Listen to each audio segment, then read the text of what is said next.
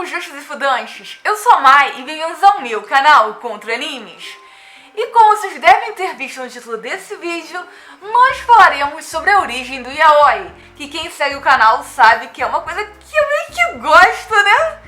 Mas eu acho bem legal a gente discutir sobre isso, não só pra quem gosta do gênero, mas também pra quem gosta de anime e mangá no geral. Porque ao contrário do que muita gente pensa, yaoi tá vinculado à indústria desde que ela surgiu, sabe? Ele é um movimento que participa dessa indústria há muito tempo.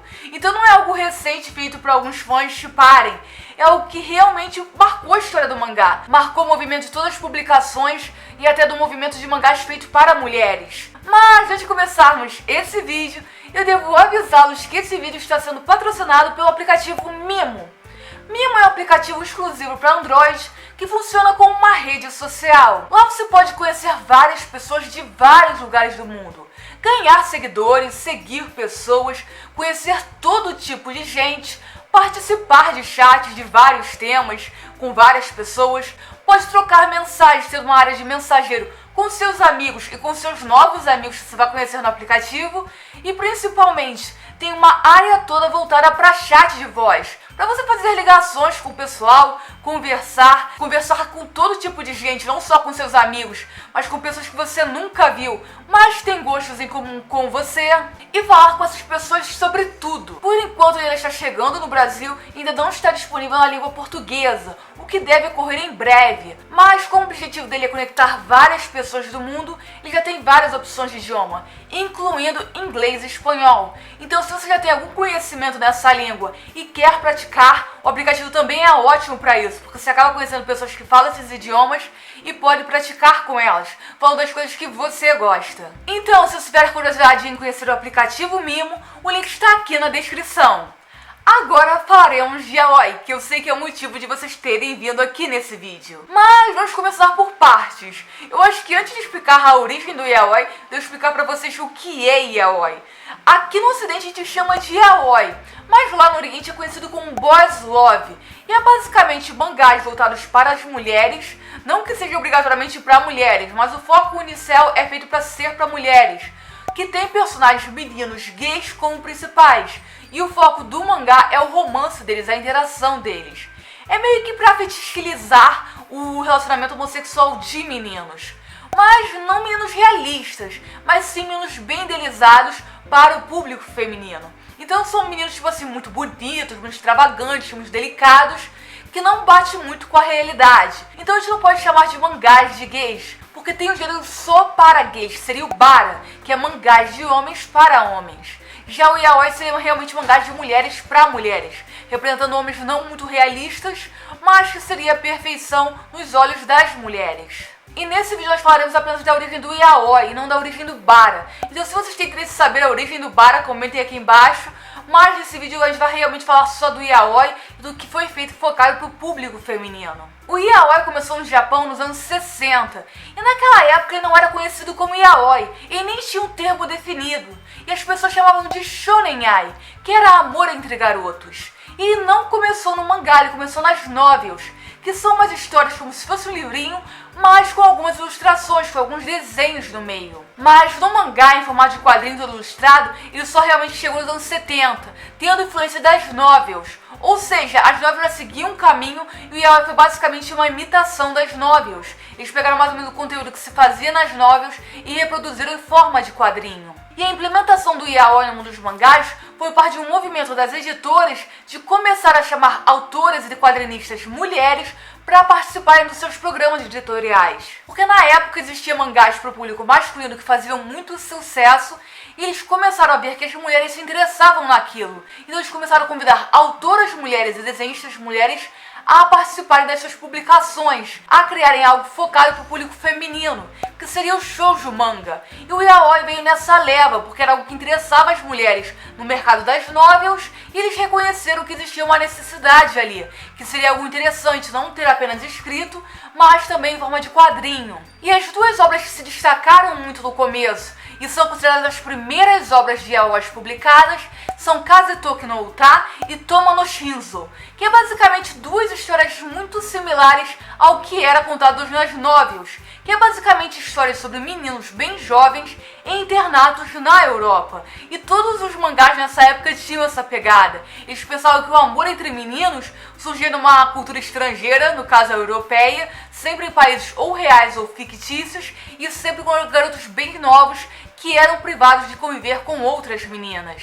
E foi exatamente nessas duas obras que começou a nascer os clichês dos yaois que a gente conhece até hoje. Que é basicamente um personagem mais feminino, delicado, e outro personagem mais certinho, mais fechado, mais com aquele padrão masculino e aquele padrão japonês. E como esperado desde o começo, as obras fizeram um sucesso absurdo no Japão. Não só porque a homossexualidade nunca foi um tabu no Japão, no começo ela era até incentivada, sabe, na época dos samurais, só ficou um pouco assim mais proibida e fechada quando o Ocidente chegou no Japão e começou a influenciar lá, mas também porque essa ideia de amor proibido, aquela cultura toda europeia, aquele refinamento, era algo muito popular no Japão na época, porque era uma forma de visual de você ver um pouco da cultura europeia. Você vê aquele negócio de louça, renda, aquelas coisas delicadas, que aí estão chegando no Japão ainda, mas não havia muita informação, não havia muitas imagens sobre isso. E os mangás permitiam que as pessoas que não conheciam essa cultura pudessem visualizar, porque todo esse refinamento europeu estava muito na moda no Japão nessa época. Só que da mesma forma que essas duas obras apresentaram Shonen Ai ao público, elas também meio que restringiram o que poderia haver no Shonen Ai. Ficou tudo assim muito clichê, sabe? Era sempre dois meninos jovens no internato europeu. Todas as outras mangás acabaram seguindo essa linha. E foi aí que de fato surgiu o yaoi, que significa Yamanashi, Otinashi e Iminashi, que é sem clímax, sem objetivo, sem sentido. São histórias que nasceram dos doushins, que eram feitos de fãs para fãs, um mercado editorial amador, e eram histórias que basicamente eram paródias ou para fazer humor ou para mostrar conteúdo adulto. E não tinha muito desenvolvimento, era algo curto, poucas páginas, só para apresentar ali e apresentar os personagens masculinos se pegando. Mas o que alavancou realmente o yaoi nessa época foram os doushins do mangá Super Campeões, que eu acho que tem muita gente que conhece porque ele veio pro Brasil, parte da história dele se passa no Brasil, que é um mangá para o público masculino, focado em futebol. É basicamente meninos praticando futebol e tentando se tornarem grandes jogadores de futebol. Nessa época, Super Campeões estava super popular no Japão, tanto para homens quanto para mulheres.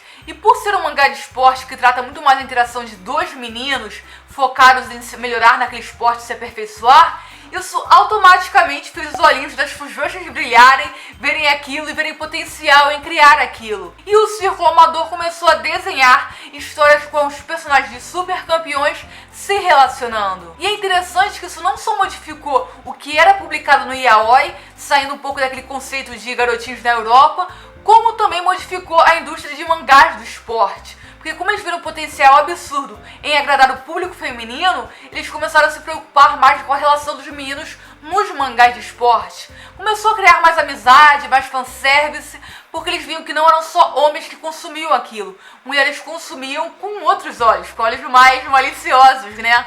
Então eles começaram a modificar e se preocupar não apenas em contar a história do esporte, mas também se preocupar em contar a história dos personagens masculinos que protagonizavam essas histórias. Começaram a contar um pouco como era a relação e a química entre eles. E nos anos 70 foi basicamente a criação do Shonen Ai, junto de vários doushins de yaoi, de não ter muita história, mas ter um relacionamento entre dois homens. Mas foi apenas nos anos 80 e 90 que o Japão meio que reconheceu que esses doushins estavam vendendo muito bem e que dava para profissionalizar a galera que publicava esse tipo de conteúdo pro público mais adulto, sabe? Que eram mulheres adultas que iriam comprar aquilo. E foi aí que o mercado editorial reconheceu que havia uma necessidade de tabelar e explicar o que era aquilo. Porque existia o yaoi, que era o público mais adulto e tinha basicamente conteúdo adulto ali rolando, mas também tinha o Shonen Ai, que podia ser consumido por qualquer público, tanto o adulto quanto o adolescente. E aí nasceu o termo que a gente conhece no Japão até hoje, que é o Boys Love, que é amor entre meninos. E dentro do Boys Love, que virou uma categoria, nós temos tudo. Tanto conteúdo para mulheres adultas, para o pessoal mais adulto, quanto conteúdo para adolescentes e jovens, que é aquela coisinha assim mais fofinha, que não tem aquela pegação e aquela ideia mais maliciosa que existia no yaoi. E obviamente, com o sucesso absurdo dos boys love no Japão, não demorou muito que ele viesse pro ocidente. Só que no ocidente ele meio que confrontou de cara os Slash, que já era meio que algo que existia no mundo nerd, nas fanfics de Star Trek, que era basicamente o relacionamento entre dois homens, só que os Slash tinham uma pegada totalmente diferente do boys love. Boys love trabalhava muito mais com alguns estereótipos, com uma ideia de ser focado para o público feminino, e o Slash era mais diversificado, era mais politizado, não era só para o público feminino, mas também para o masculino. E eles tratavam isso de forma mais realista do que o yaoi de fato é. E por haver toda essa estrutura e esses estereótipos nas obras japonesas, nós decidimos adotar aqui no ocidente o termo yaoi para essas obras. Ou seja, se é japonês, trata de relacionamento entre dois homens e é focado para o público feminino, nós chamamos de yaoi. Mesmo que no Japão seja boys love, yaoi seja basicamente histórias sem muita história. Pra gente, tudo que seria boys love lá, aqui é yaoi. E a obra que de fato trouxe o boom do yaoi pro ocidente foi Gravitation, que foi publicada em 2007 aqui no Brasil. E não foi exatamente pelo mangá, que o mangá mescla muita comédia com romance, mas principalmente pelo anime, porque nessa época tá fazendo um sucesso J-Rock, que é o rock japonês aqui no ocidente. E Gravitation trabalha com a indústria do J-Rock. Ela conta basicamente a história de um garoto criando a sua banda de J-Rock no Japão. E a trilha sonora do anime é maravilhosa, sabe? Tem uma música, a capela do Sakuma, que tipo, eu sou muito apaixonada, é muito linda. Então todo mundo que se interessava em J-Rock, mas não necessariamente yaoi, acabou conhecendo a obra e fazendo essa obra estourar e fazer muito sucesso. Porque ela acaba tratando com realismo, ela mostra um pouco das maldades, do que acontece nessa indústria, e tem um pouco do fanservice do yaoi, que já ocorria no J-Rock, que no J-Rock meio que se insinuava que as pessoas integrantes daquelas bandas tinham relacionamentos. Então ele meio que mostrou um lado realista do que era a indústria de música no Japão pro ocidente. Então atraiu muitos fãs. Não os fãs necessariamente de Slash, que já era o conteúdo homossexual que rolava aqui no ocidente, mas um conteúdo de J-Rock, de música. Muita gente que realmente não gostava de anime, mas gostava de música, acabou querendo conhecer Gravitation. E tipo, eu realmente recomendo que vocês vejam o anime de Gravitation, porque é muito interessante. Não pela história em si, mas de fato pela música, pela ideia da indústria.